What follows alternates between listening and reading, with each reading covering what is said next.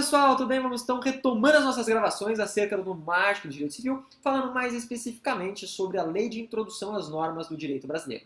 Lembrando, obviamente, que nós temos a pretensão de esgotar essa lei de introdução dentro de 6 partes, né? Ou seja, dentro de uma estrutura de 6 pontos. Falamos do ponto número 1, que seriam considerações iniciais, onde ventilamos o histórico, onde pontuamos para vocês que ela é uma norma autônoma e independente, onde trouxemos a estrutura, né, do porvir, estrutura que nós falaremos adiante. No tópico de número 2, começamos a falar sobre a vigência da norma, né? E dentro dessa vigência, diferenciamos vigência de vigor, falamos dos sistemas de vigência, lembrando que nós temos a adoção do sistema único, também chamado de simultâneo sincrônico. Falamos, por demais, né, acerca da vacatio legis, período que medeia entre a publicação e o vigor da norma, a vigência da norma. Ventilamos com vocês, né, a cláusula de vigência, que é esse período, em regra, é um período de 45 dias, salvo no estrangeiro 3 meses, ou cláusula de vigência, onde eu posso trazer um prazo totalmente diferenciado. Falamos sobre a contagem, que conta o primeiro dia, conta o dia final, entrando em vigor no dia subsequente, né, ao dia final. Falamos ainda do 2.5, né, só rememorando,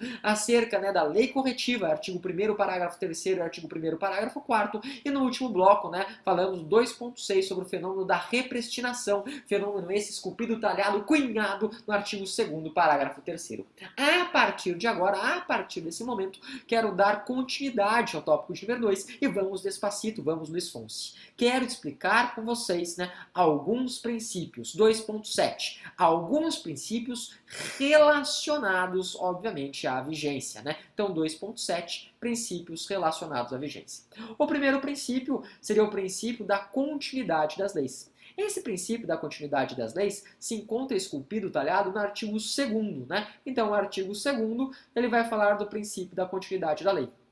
Esse princípio, ele tem seu lastro numa ideia de paralelismo. Como assim? Eu explico. Se a lei cria determinado direito, somente a lei, né, pode debelar aquele direito, né? Essa é a ideia. Ou seja, obviamente, do princípio da continuidade da lei.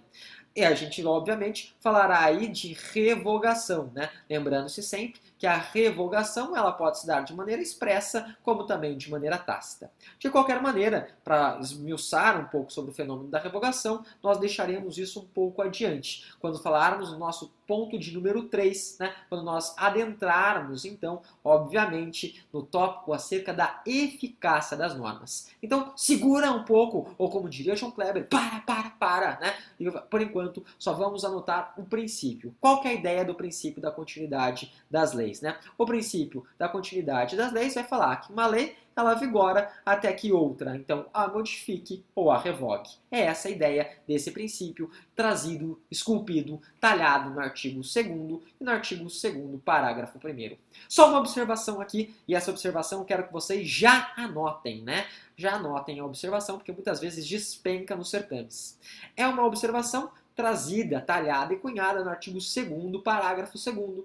Essa observação diz que, muitas vezes, uma norma, ainda que seja uma norma geral e uma norma especial, e fale do mesmo assunto de uma lei anterior, não necessariamente vai revogar essa lei anterior. E isso é importante, né, de se destacar. Até mesmo porque nós ventilaremos isso dentro do estudo das chamadas antinomias, né? Antinomias são 2 normas vigentes e que se aplicam, né? Ou seja, precisamos valorar qual delas que será aplicável a determinado tipo de situação. Então, de qualquer maneira, né, essa é a advertência trazida, esculpida no artigo 2º, parágrafo 2º, né? Ou seja, leis gerais e leis especiais não necessariamente, né, ainda que posteriores, não necessariamente debelarão as normas anteriores, tá? Quando que debela? Se ela assim o fizer de maneira expressa ou se for incompatível, ou seja, houver uma incompatibilidade. Tudo bem, essa é a ideia do primeiro princípio, que é o princípio da continuidade das normas, né? Show de bola.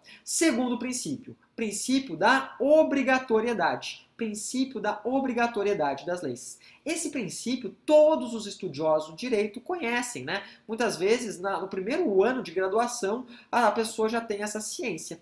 E ele vai dizer que as pessoas não podem alegar o desconhecimento da norma, né, para não cumpri-la. Até porque, se assim fosse, né, o mundo seria o caos. Todo mundo falaria, ah, mas eu não conheço essa norma, ah, mas eu não conheço aquela lei. E assim ninguém cumpriria o direito. O direito seria uma verdadeira anomia, ou seja, sem aplicabilidade nenhuma. Razão, então, da existência desse artigo 3º. Artigo 3º, que é um princípio da continuidade, da obrigatoriedade das leis. Desculpa, artigo 3º, o princípio da obrigatoriedade das leis. Né? Ninguém, obviamente, a gente sabe, pode alegar o desconhecimento, né, do direito para não cumpri-lo.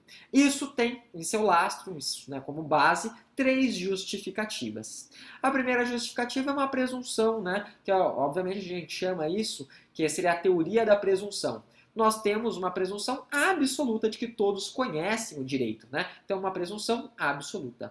Segunda teoria é a teoria da ficção, né? Ou seja, o direito ele cria uma ficção legal de que todos conhecem, né, todas as normas. E derradeiramente, nós temos também, né, ou seja, a terceira teoria, 3, porque é mágico, né? 3, a gente pode falar igual crime, fato típico, ilícito culpável, né? Tipicidade, conduta, nexo causal e resultado. Então, terceiro elemento, só para demonstrar que é holístico, só para demonstrar que é mágico, podemos trazer com vocês, né, a terceira teoria, que é uma teoria de necessidade social. Ou seja, se faz necessário, até mesmo por uma questão de ordem, por uma questão de segurança jurídica, trazer esse dispositivo. Pois, como eu mesmo ventilei, né, um pouco antes, se assim não fosse, nós teríamos o caos, né, teríamos uma verdadeira desordem, onde não haveria o cumprimento das normas pré-existentes. Show de bola, sem grandes entraves. Uma observação aqui, até porque se fosse para ler o artigo 3º da LINDB, não faria sentido eu me fazer presente, né? Qual que é a observação? A observação é a seguinte, tá?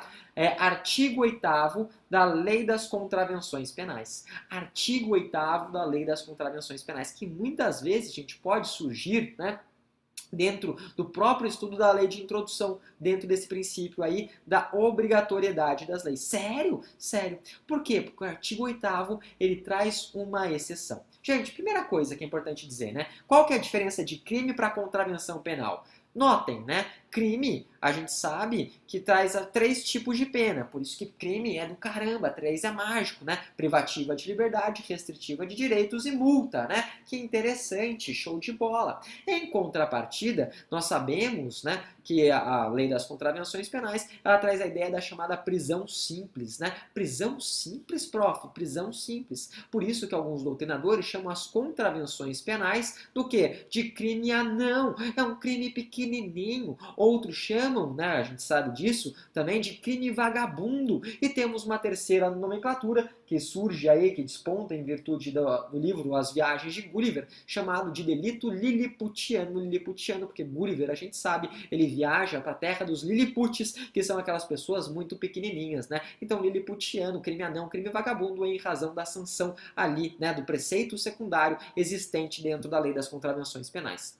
A primeira ideia, né, então, dessa exceção é justamente isso. O artigo 8º, ele diz que é possível sim a pessoa, né, ela alegar que não conhece determinado direito e, enfim, né, não ter aí a aplicação de determinada sanção em face dela, desde que essa justificativa seja uma justificativa, né, excusável, seja uma justificativa que de fato, né, corrobore, faça algum sentido. De qualquer maneira, por que isso existe? Isso existe em virtude de um princípio basilar no direito penal, né, que é um princípio relacionado à pessoa, que é o princípio da responsabilidade subjetiva. No direito penal, a gente só pode punir alguém se existir dolo, ou seja, a intenção de realizar determinado resultado, ou culpa, né, onde o sujeito ele assume o risco da produção de determinado resultado, uma vez que não observou deveres objetivos de cuidado, atuou com negligência, imperícia, né, e a gente sabe por demais da imprudência. Show de bola, sem grandes entraves. Né? Não precisa aqui discutir aquelas exceções dentro do direito penal de responsabilidade objetiva, como pessoa jurídica, né? Como no caso da embriaguez, né? Da teoria da actio libere em causa, isso não vem ao caso. De qualquer maneira, para evitar essa responsabilidade objetiva, que seria situação excepcionalíssima dentro do direito penal, nós temos então o artigo 8º da Lei das Contravenções Penais, franqueando uma exceção ao princípio da obrigatoriedade, né, das leis. Dito isso, terminamos com vocês o estudo da vigência. E no próximo bloco vamos esmiuçar, vamos, na verdade, trabalhar nas minúcias, melhor assim dizendo, o nosso tópico de número 3, que diz respeito à eficácia das normas. Até lá, deixo para todos um forte abraço e, obviamente, excelentes estudos. Até mais, gente. Tchau, tchau.